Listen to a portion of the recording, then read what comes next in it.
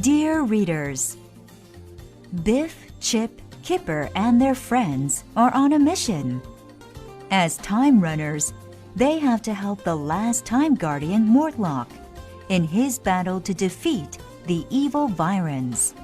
The Vyrons aim to cause chaos by going back in time and changing history. And it's the Time Runners' job to stop them. In this story, the Time Runners go back to the time of the Caribbean slave trade in the 18th century.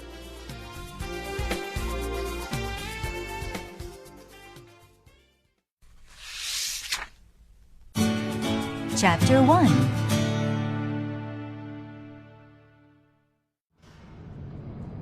Then the darkness spoke. The darkness was everywhere, but it was nowhere. It had no voice, yet its thoughts were at one with every Vyron. The thoughts that entered each Vyron's dark mind were these. We have been thwarted in our purpose because of children.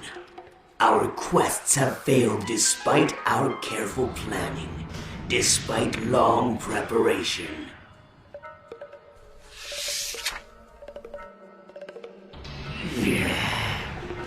We have not been vigilant enough. We thought the Time Guardians were defeated. We did not allow for Mortlock's cunning.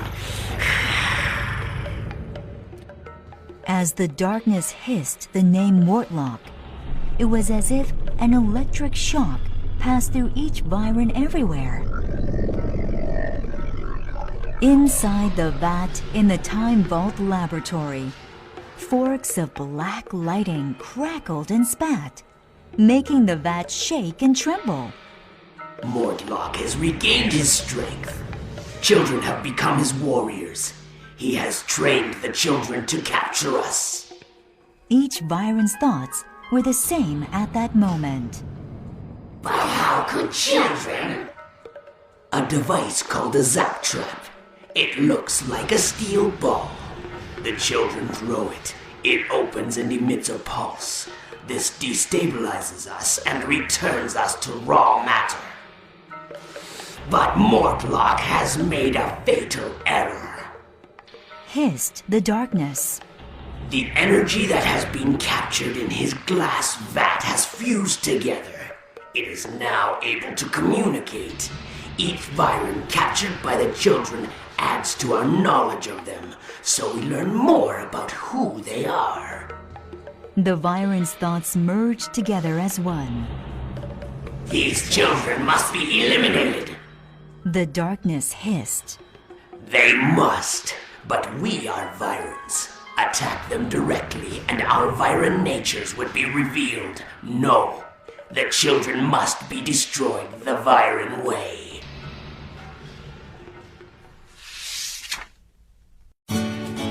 Chapter 2.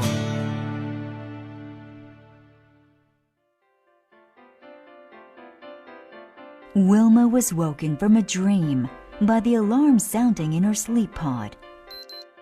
Sleepily, she hit the cancel button and turned over, pulling her duvet over her head.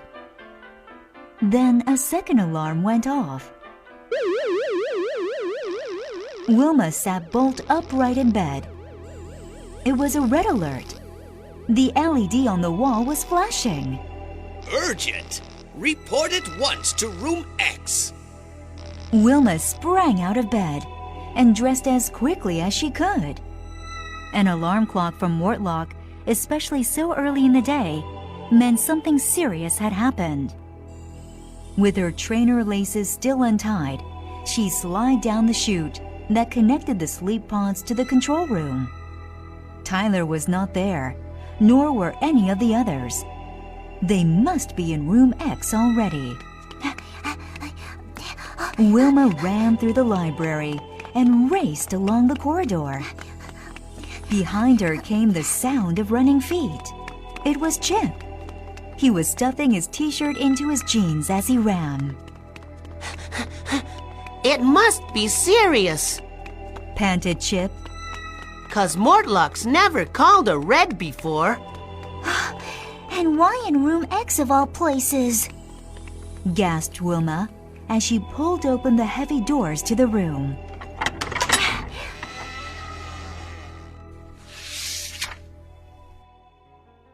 Room X was where objects from Magic Key Adventures were on display. The children rarely, if ever, went inside it. The others were there already. Tyler shot a warning glance towards Mortlock, who was standing perfectly still with his eyes closed. He was holding Wilf's skateboard. Floppy sat at his feet. Then Mortlock took off his glasses and spoke.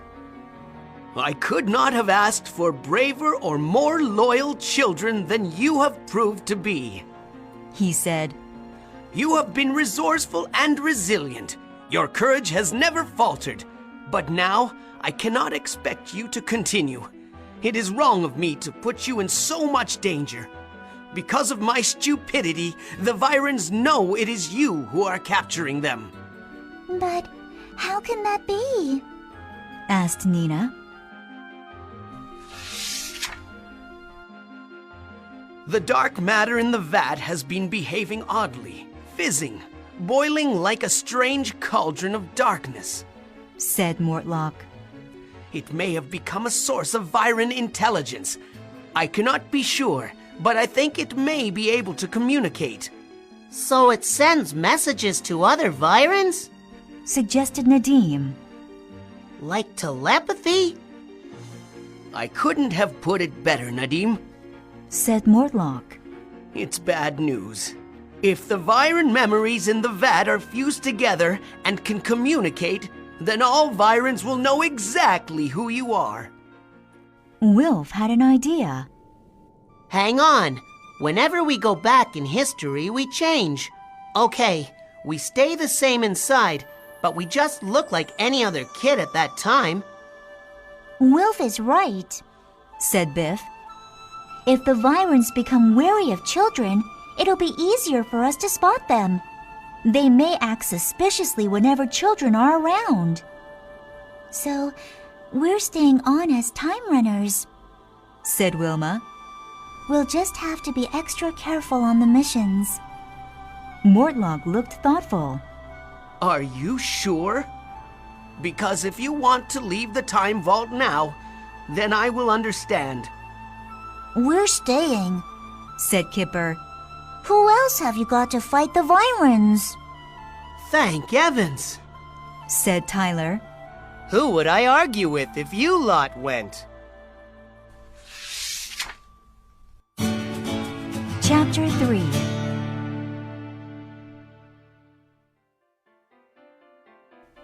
For a while, things were quiet. From time to time, the children would pop into control to chat with Tyler, who spent most of his time keeping a watchful eye on the beautiful hologram thrown up by the Time Web. 'Cause no one else can read it like I can, he would say. And he was right, for something that no one else would have noticed suddenly caught his eyes. He pressed the alarm. It's something new, said Tyler, when the others had gathered round the Time Web. It's not really a spot, more a very fine gray circle. It's so small you can hardly see it. I can't make it out, said Biff. Where is it? The others peered at the spot where Tyler was pointing. It's very faint, said Wilf. Do you think it means anything?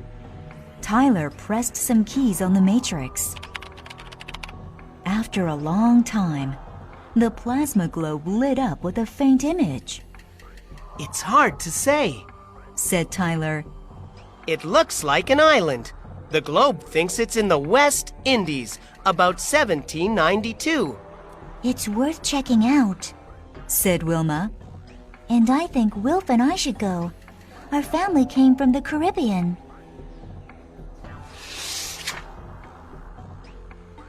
We're all here, on standby, said Chip, as Wilf and Wilma stepped into the portal. Don't forget to call us if you need us. You've got your links and zap traps? Yep, will do, grinned Wilf.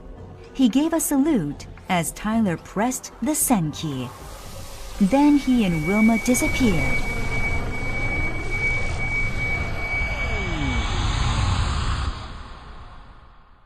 Being sucked back in time was not always an easy experience.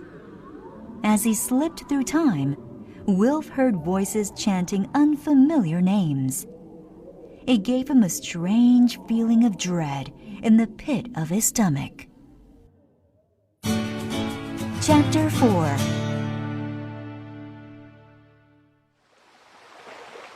Once they stepped out of the portal, the heat hit them. It was a sticky heat, filled with a moist, sweet, sickly smell. It's like the smell of grass being cut, only much sweeter, said Wilf.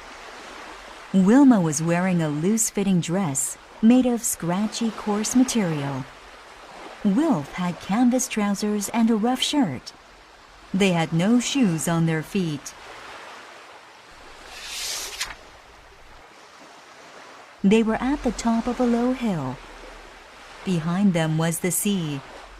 Out in the bay were 2 ships under full sail. A beach fringed with palm trees stretched below them. But in front of them was an astonishing sight.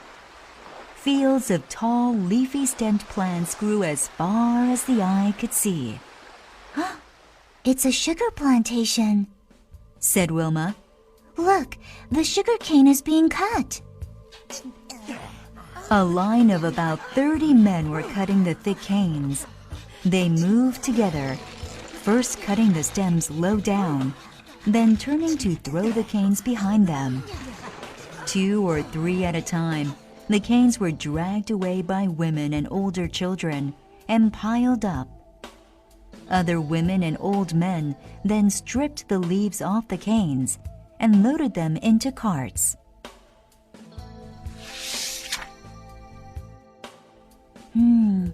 The canes go to a mill to be crushed, said Wilma.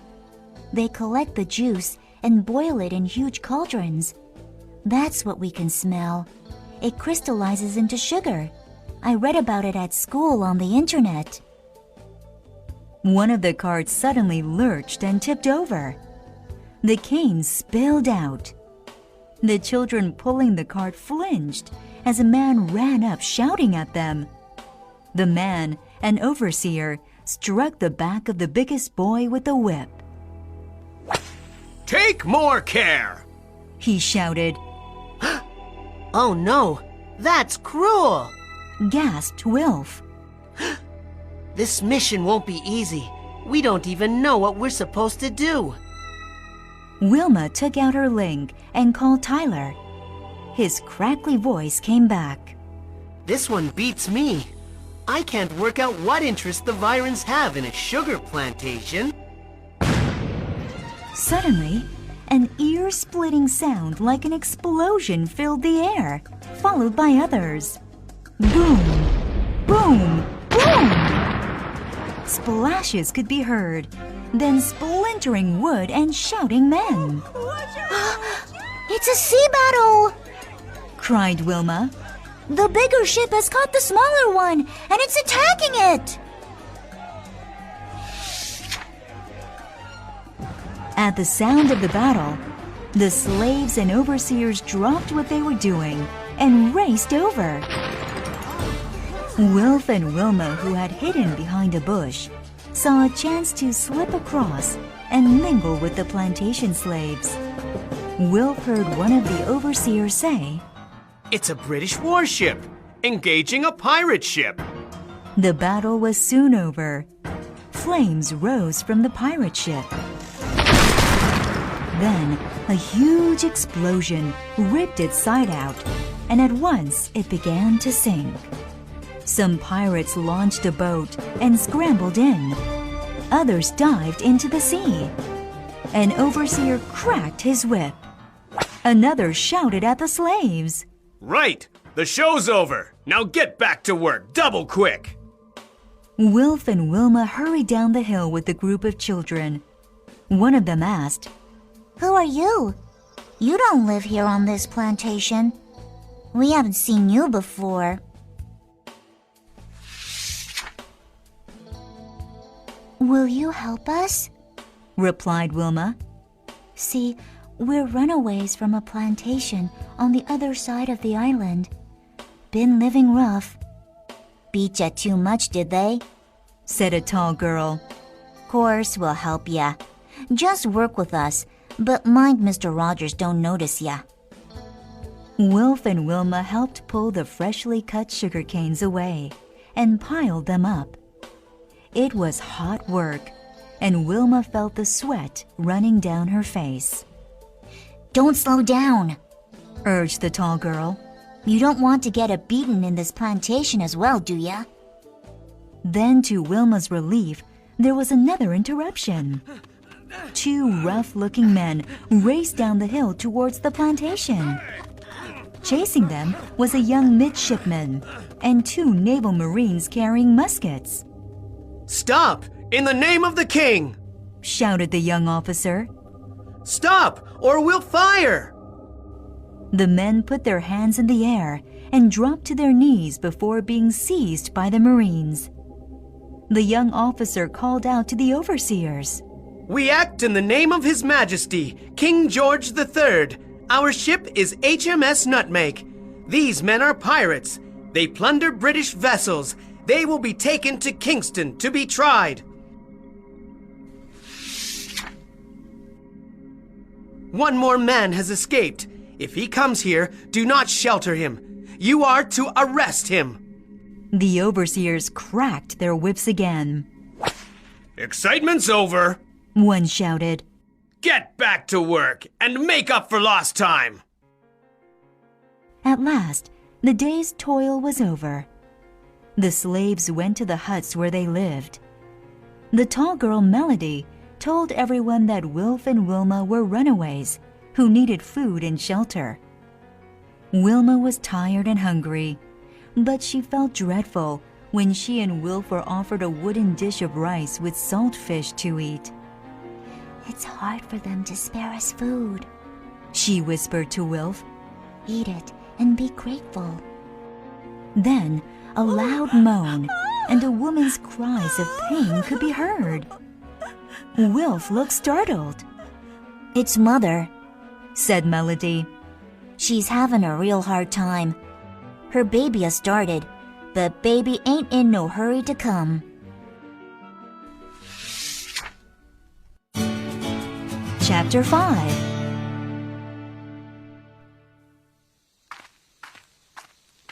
A woman stepped out of the darkness and into the firelight. She was carrying a bag and a bundle of clean white rags. She spoke softly. The overseers have sent for me. My name is Mercy Smith. I'm from the Williams plantation. I was sent for because I have delivered many babies. I think perhaps you need my help. Am I glad you've come, said Melody's father. This baby is putting up a fight. Wilma's link buzzed. She slipped into the darkness and flipped it open. It was Tyler. I'm onto something, but I don't like it. Before he was killed, my father was a midshipman on a frigate called HMS Nutmeg. He was in action in the West Indies around 1792. Wilma gasped. This is so weird. HMS Nutmeg is in the bay. A midshipman came here earlier. It can't be your father, surely. Tyler gulped. I need to ask Mortlock something, he said. I'll get back to you. Suddenly, a hand grabbed Wilma's arm. Someone had crept up on her out of the darkness. A stab of fear ran through her. Her hand went to her pocket for her zap trap, but both arms were pinned to her side and a hand was clamped over her mouth. Hush, a voice said. Don't make a sound. I'm the runaway slave who escaped plantation life and became a pirate. Go and tell him Caleb Capstick needs help. Do it quietly. Don't get him excited. I'm a hunted man. The overseers would love to get me, and so would the British Navy. With her heart thumping, Wilma hurried back and told Melody's father. He and 2 other men went to where Wilma had encountered the pirate. They had to carry Caleb back. He had been shot in the leg and had lost blood. The slaves were excited. They had heard of Caleb Capstick, the slave who escaped and became a famous pirate. But Caleb told them, You are in danger. If the overseers find out you have helped me, it will be bad for all of you. All I need is a bandage for my bleeding leg and some food.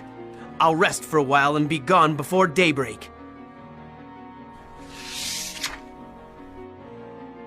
Mercy Smith came to see what all the excitement was about.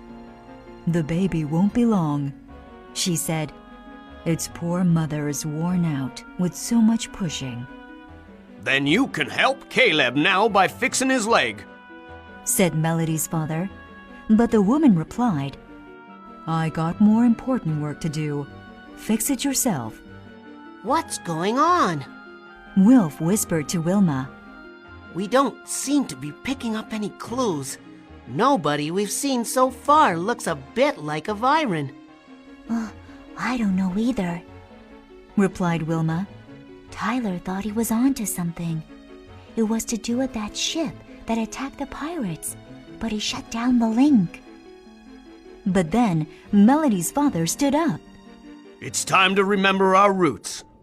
Our story must never be forgotten, even if it is a long time ago. You children must tell it with pride. The slave children stood up. Melody began. Once our grandparents were free. They lived in Africa, but ruthless men captured them to sell them as slaves. A boy took up the story, speaking clearly, his eyes shining in the firelight. He told how the slaves were transported across the Atlantic, chained together below decks in cramped and filthy conditions, and how so many died on that terrible voyage. One by one, the children chanted names. Abimola, Alaba, Dada, Ariel, Olufemi. Wilma found it unbearably sad. They were the names of slaves who had died on the voyage. She looked at Wilf and saw that he had tears running down his cheeks. And at that instant, Wilma knew what the Viren's terrible plan was.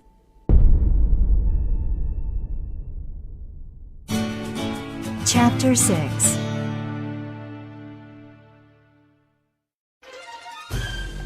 Then, confusion. A voice roared. Nobody move! The young naval officer and his Marines burst in with the overseers. Where is Capstick? He shouted. We know you're hiding him. Wilma whispered urgently to Wilf. The Virens are going to wipe Tyler out. This is what it's all about.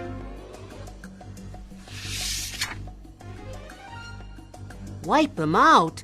I don't understand, said Wilf. What's Tyler got to do with it? Tyler comes from the past, right? He thinks this midshipman will one day be his father. So if this officer is just a youngest now, new to the sea and not married, what if he is killed? If he's killed, Tyler could never have existed. Oh my! Gasped Wilf. Then Capstick leapt forward. There was a blur of movement and the flash of a knife as the pirate seized the midshipman and spun him round. Before anyone could move, the pirate had the knife pressed to the midshipman's throat. Oh, he's the Viren! Cried Wilma. She hurled her zap trap at Capstick. It flew into the darkness, but did not open. Don't try anything, Capstick shouted. It's been nice meeting you, but I must decline the hospitality of King George. He backed away, using the midshipman as a shield, and melted into the darkness. One Marine raised his musket to his shoulder. No! Gasped Wilma. Thinking the man might be the Viren, Wilf threw his zap trap. It sailed into the night, but did not activate.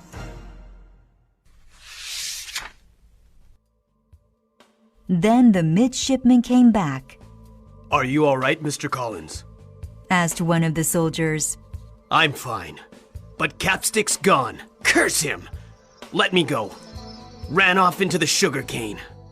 Wilf and Wilma had the same thought. Tyler's name is Watts, Said Wilma. but that man's name is Collins. So now what do we do? Chapter 7. The strange woman had walked in out of the night.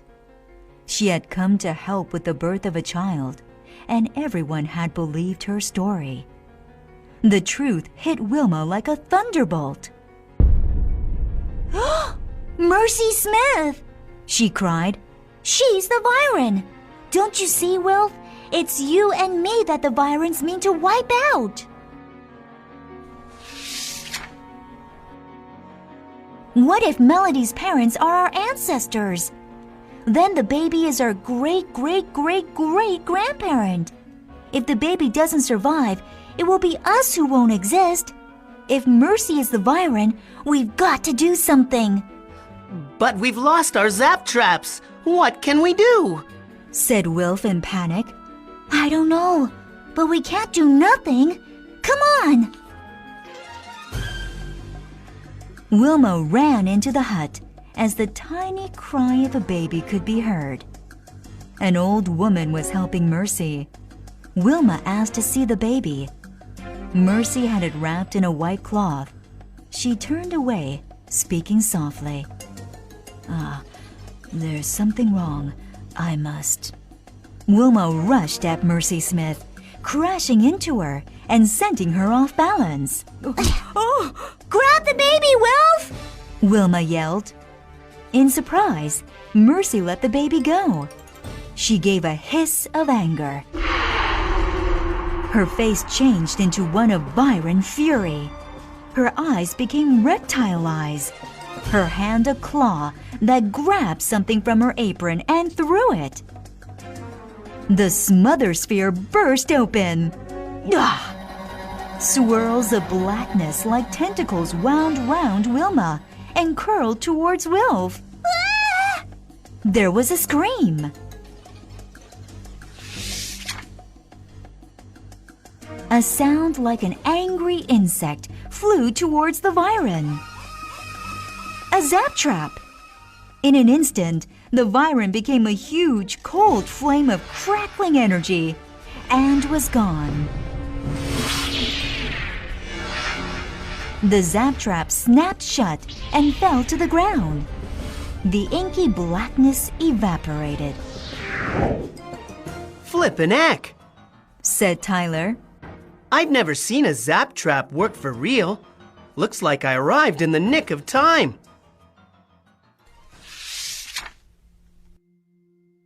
Tyler was standing there with a pair of crutches. Mortlock wouldn't let me come, He explained. but I had to see my father. Wilf looked at the baby gurgling happily in his arms. Meet my great-great-great-great-grandfather. This is who the Viren was after, not your dad. He handed the baby to the old woman. Melody and her father, along with others, crowded into the hut to see the baby. Outside, Wilma saw the midshipman about to leave. Excuse me, She called. is there an officer on your ship called Midshipman Watts? The officer gave Wilf, Wilma, and Tyler a suspicious look.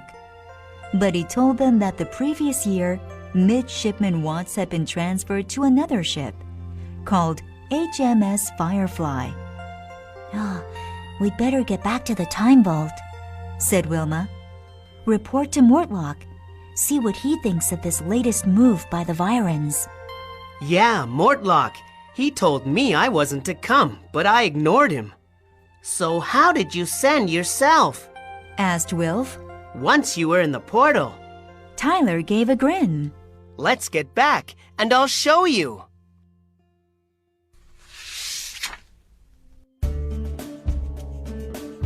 Tyler's Mission Report. Location: St. Anne's Bay, Jamaica. Date: 1792. Mission status: successful. Case closed. Viren status: 1 zap trapped. Note: it's history, but this time it's personal. So many mixed feelings. To see my father again. I'd never thought of using the time web to find him. But then, what would I have said to him? Could I have told him that I knew he was going to be killed at sea? And how could he explain what he was doing out there? To discover your father was part of the slave trade, even if not directly part of it. Did he ever wonder if what his country was doing was wrong? But then, even if he did, what could he have done about it? I have no answers, but I do know that every person has rights. The very human rights that my mother's country, France, was establishing in those same years. The slave trade was a dark moment in history, and yet it is still part of Wilf and Wilma's history, part of their family story. Sign off, Tyler.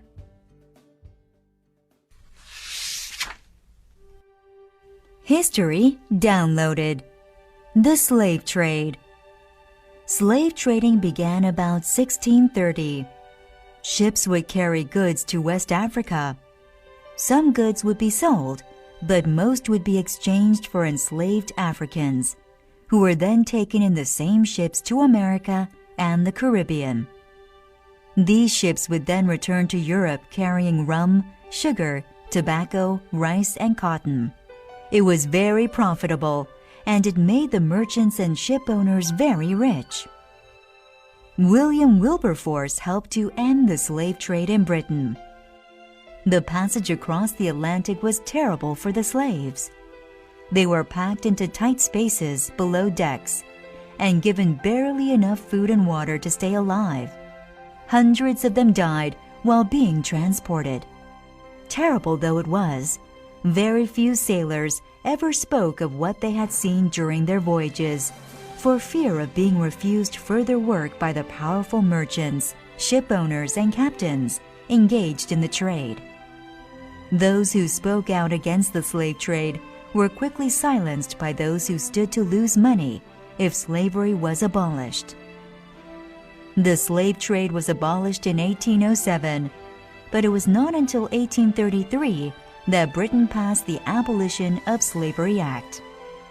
This plan shows how overcrowded a slave ship could be, and yet still remain within the legally permitted capacity. For more information, see the Time Chronicles website, www.oxfordprimary.co.uk/Time Chronicles.